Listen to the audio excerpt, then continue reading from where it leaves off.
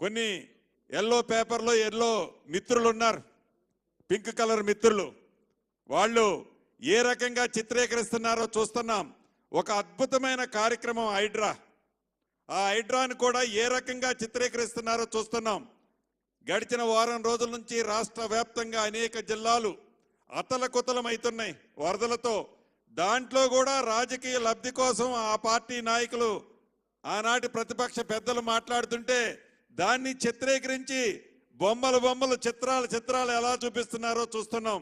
అయినా ఈ ప్రభుత్వం కానీ, ఈ రథసారథి రేవంత్ రెడ్డి గారు కానీ ఎప్పుడు ఏ ఒక్క మీడియా మిత్రుల మీద చిన్న కేసు పెట్టింది కూడా లేదు, భవిష్యత్తులో కూడా ఉండదు.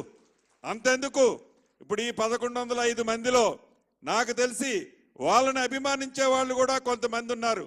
వాళ్ళకి ఇస్తే కుదరదు అని మేము అనలే, ఏమన్నాం. గౌరవ ముఖ్యమంత్రి